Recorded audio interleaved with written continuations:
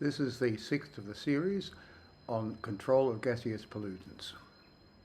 And the major gaseous pollutants are sulfur oxides and nitrous oxides.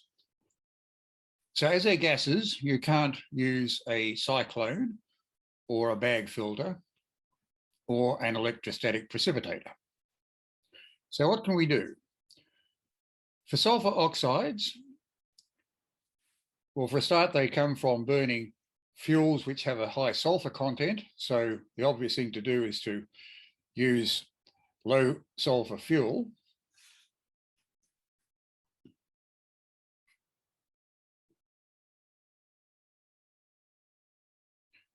And as you're aware, there's a move from coal, which can be quite high in sulfur content,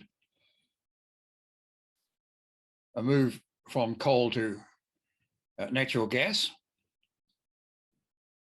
and that is generally a lower sulfur content. There is a technique called desulfurization.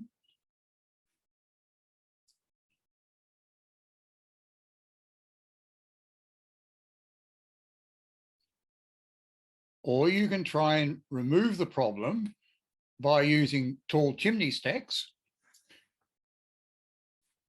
in the hope that you reduce your ground level concentration in the immediate vicinity. But then, as I mentioned in an earlier video, the problem may show up even in a different country with the prevailing west to easterly winds. Quite likely the smoke emitted in Great Britain is going to fall as acid rain in France and Germany. And there is a technique for flue gas desulfurization.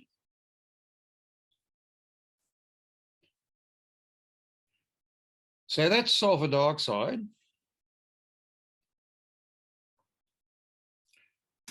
And the other one is the nitrogen oxides, nitrogen dioxide, nitrogen trioxide, generally referred to as NOx. You can use these things called wet scrubbers, which are essentially sprays.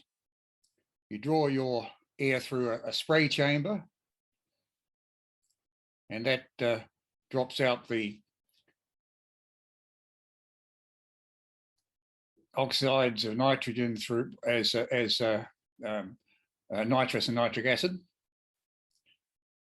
And you can also adjust the airflow in burners so that you limit the amount of NOx produced.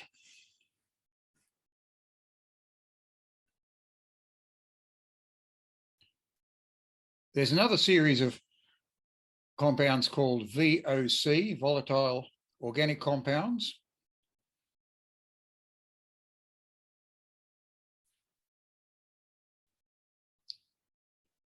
And then there's this question of control of carbon dioxide.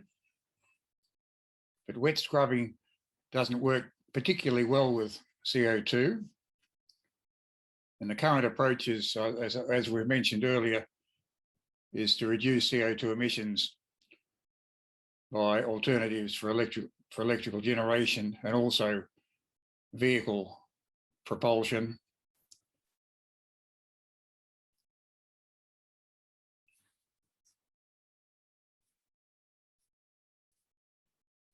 So now we come to this interesting question of how chimneys work. And the whole idea is to put the gas up as far above the ground as the pollutant as far above the ground as possible, and then hope that it goes away. But that may or may not happen. And I've given you a series of pictures here to explain what can happen with a plume from a chimney stack under different local atmospheric conditions. So you can have fanning, you can have fumigation, where there's a substantial spread of the plume, the plume can stay pretty concentrated. It can loop up and down and loop and touch the ground, which is pretty nasty. Or you can have coning, which is the ideal dispersion.